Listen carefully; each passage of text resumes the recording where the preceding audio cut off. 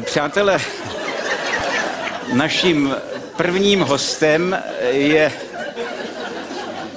mladá dáma, která je zastupitelkou v Jindřichově Hradci a poněkud poklidné jaksi vody na veřejnosti rozčeřila tím, že právě zveřejnila své akty.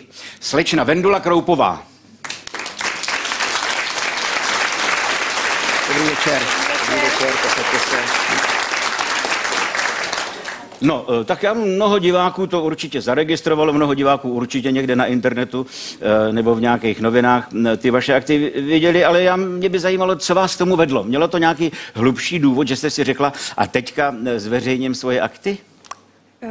Já už delší dobu fotím sama svoje kamarádky, nechám jim dělávat kalendáře pro jejich přítele. Jo, vy jako fotografka, jako jo? Aha, nahatý je fotíte?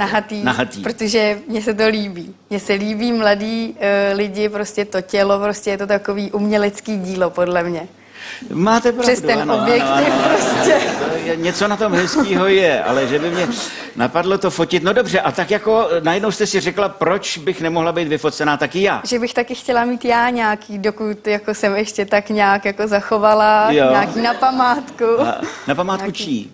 No svojí, jako sama pro sebe. Sama pro sebe, ano. Potažmo pro přítele prostě, jako, že bych mu z toho taky třeba udělal k Vánocům jako kalendář nebo tak něco. Jo. No a jako najednou se to samo jako proláklo na veřejnost, že to nezůstalo jenom vám a vašemu příteli, ale... Ohlasy kamarádů a kamarádek byly takový dost příznivý, tak jsem si řekla, že si to prostě dám na Facebook.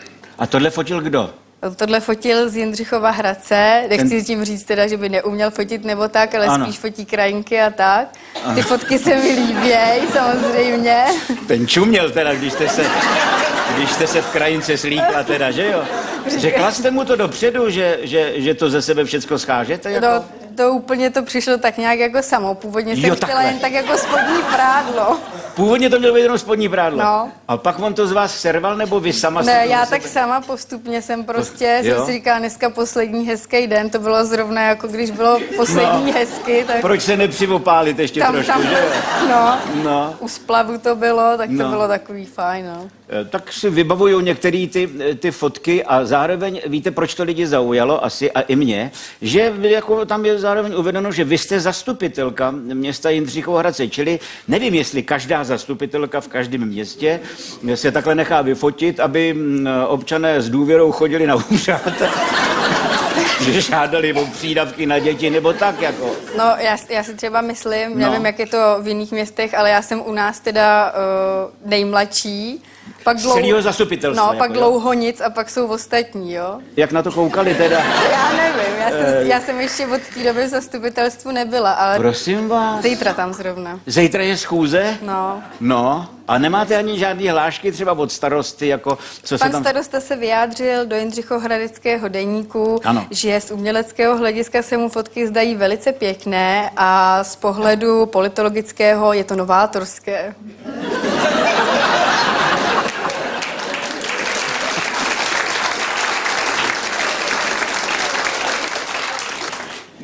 Já musím říct, co já jsem si teda jako zjistil, nebo co jsem se dočetl, že teda vy jste, jestli se nepletu, jako nestraník, je to tak? Nebo jste straník? Já mám pocit, že když tak mě opravdu, že jste nestraník, ale kandidovala jste za stranu komunistickou. Ne, já jsem ve straně. Už jste členkou teda. No. A to vás vzali na základě fotek? Já už jsem tam skoro 3 roky. Jo, tak to je nějaký informační šum. Já jsem četl, ona je bezpartijní, ne. Ale kandidovala za komunistickou stranu. Já jsem kandidovala a jsem vlastně rok teďka v Jindřichohradeckém zastupitelstvu. Aha. Za stranu KSČM. Vy jste za stranu KSČM. No a na stranické schůzi jste to předem jako probírali? Jako, že Ne? Ale pak, když jsem tam přišla, tak mi řekli, Vendulko, ty jsi ale neřízená střela. Vám řekl předseda stranické organizace, jo? A nejvyšší stranická místa se neozvala, jako... Ptám se proto, jestli můžeme čekat, že na příštím billboardu pan předseda Filip bude nahatej, víte? To by nebylo pěkný. No to neříkejte nahlas. Říkejte, že jste tento obrázek už viděla někdy. Ani nechci. Co? Ne, já jsem říkala už na začátku, že mi se líbí mladý lidský těla. No. Dobře, ale starý předseda může být taky hezký. Určitě bych byla ráda, kdyby nejenom do naší strany, ale i do ostatních přišli mladší lidi. Ano. No tak jestli vy jako jste teda jako členkou komunistické strany, tak jako víte, jako takové fotky můžou mít jako hlubší významy nějaký, jako, že jako komunistka nahatá, tak jako jestli tím třeba někdo si nerozšifruje, že jednou takhle skončíme s holejma zadkama.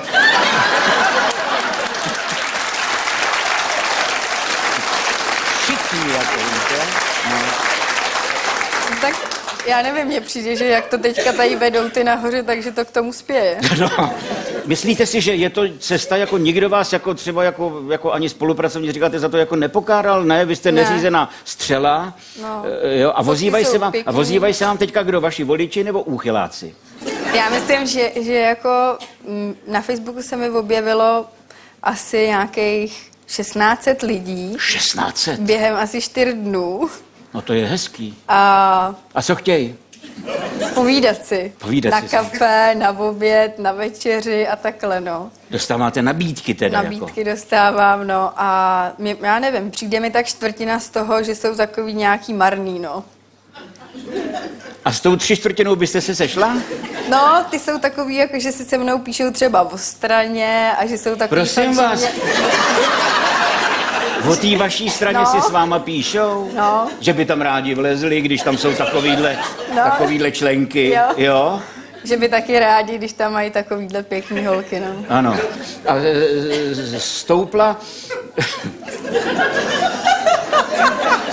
stoupla členská základna od té doby. Co vás tak pobavilo? Tak co? Nějak. No, stoupla členská základna, myslím, na počet, jako sledujete tyhle ty věci? Jako je větší zájem o členství ve vaší straně? Zatím jsem to nějak nepostřehla. Aha. No dobře, ale jako na zastupitelstvo tam teďka se budou lidi podle mě jako hodně zastavovat, že jo, s problémama. Co vy vůbec tam máte na starost na tom zastupitelstvu? Máte nějaký obor, kterýmu se věnujete? Třeba... Já se zatím tak, jako jsem tam jenom rok, takže zatím jen tak jako koukám, rozkoukávám se. Vy jste za ten rok pouze nafotila ty fotky, o kterých mluvíme, a jinak se na schůzích jenom rozkoukáváte? Musíte mít něco na starost, já nevím, styk... Žádný styk nemám. Co to říká? Styk se stranami. To na těch úřadech často vidím styk se stranami, pondělí, středa, čili vy nic, vy jenom se rozkoukáváte na schůzi. Chodím na zastupitelstvo, ano. No projednáváme to tam, třeba v Hradci teďka řešíme... Co? Máme tam husovy sady, chtějí nám tam vykácet všechny stromy a dát tam nový park, všechno nový, tak to tam řešíme, územní plány. Já vím, ale to řešíte kolektivně. Mě zajímá, jestli speciálně Vendulka Kroupová má něco konkrétně, nějaký obor jako na starost. To zatím k tomu nedošlo? Nic zadanýho nemám. Nic zadanýho nemáte. A co je vůbec váš obor? Já mám pocit, že vy studujete. Studuju. A co studujete? Studuju bezpečnostně právní činnost ve veřejné správě. Ještě jednou. Bezpečnostně právní činnost ve veřejné správě. Aha. Zajímavý obor. A co to je jako? Co jako? Až tu školu, to je vysoká škola? To je vysoká. Jaká? Jak se jmenuje škola? Jmenuje se Vysoká škola evropských a regionálních studií. Aha. A tam se taky jenom rozkoukáváte zatím? Anebo tam studujete tam už jako? Studuju, budu končit, bohužel. Teďka budete končit. Aha, nějakou diplomku budete dělat taky? Jo? Už mám za sebou. Ano. A co budete teda jako dělat jako bezpečnost? Já to nedokážu si ani zapamatovat. Já doufám, že tu školu nebudu potřebovat. Já bych si chtěla věnovat kynologii a pejskům, protože mám hrozně ráda zvířata. Aha, no dobře, ale můžete taky třeba najet na, já nevím, kariéru třeba fotomodelky. Nějaký nabídky od profesionálních fotografů vám přišly? Já nevím, jestli jsou profesionální. Ale nabídky přišly? Fotografové jako hodně, no. Jo? Nějaký focení kalendářů třeba? Taky výstava, že by byla možná a tak, no. A máte v plánu něco takového pokračovat v tom teda? Bo uvidíme... Mám v plánu vytvořit své webové stránky, kam si dám všechny svoje fotky. Vy jste svobodná? Jsem. Svobodná jste. No ale asi sama nejste. Sama nejsem. Sama nejste. Čili vy si chcete založit svoje stránky, jo? No a teďka jako v nějakou dobu určitě, jak čas poběží, budou jako další volby, čili vy už budete známá tvář, nejenom tvář. A budete mít jaksi našlápnuto. Šla byste třeba i do vyšší politiky, kdyby jako byla ta příležitost, než jenom do této regionální? No, tak určitě bych chtěla příští rok do krajských voleb. Do krajských voleb. A pak i do třeba do poslanecké sněmovny. Nevím. Chtěla byste do poslanecké sněmovny? Já myslím, že je tam takový dost nepořádek. Nevím, jestli bych tam chtěla. No, ale kdybyste tam přišla nahatá, to by se do figury. To byste to tam dala do figury. To by ty proslovy byly hodně krátký potom, že jo? Co? Mohla bych když tak pozdravit jako v Hradci svý... Co? Naše zastupitele jako z Jindřichova Hradce. Teďka tady odsaď, jo? Ano. No to můžete, já nevím, která kamera vás bere, tamhle ta, co svítí, tak jako pozdravte si, koho chcete. No. Tak já bych chtěla pozdravovat... Tam to říkejte, ne mě. Jo. Já bych chtěla pozdravit moje spolupracovníky se zastupitelstva. Můžete jmenovat, ahoj včetně... Franto, ahoj Petro, můžete. My je chceme všechny znát, víte? Jo. No. Včetně pana starosty. No, toho, ano. Že mu děláte čest a slávu Jindřichovu Hradci, to teda já musím říct, ano. Jo. No. My jsme tady za těch let, co jsme tady ani jednou o Jindřichovu Hradci nemluvili, a díky vám, podívejte se. A co o komunistech, o těch jste mluvili? No. Možná jednou a už si na to nepamatuju. No právě já si myslím, že to není jako zas tak častý, aby se někdo z naší strany dostal, byl pozván do televize. No, jo, takže vy... A doufám, že teda jako, jestli bude někdo následující, takže se kvůli tomu nebude muset slíknout. No, dobře, ale jako to já jste se přerušila. Ještě chcete pozdravit kromě starosty? Ne, dobrý. Ne. A na ten billboard byste když tak jako vlítla? Takhle jako jak už vás známe všichni? Záleží v jaký poloze. Vendula Kroupová.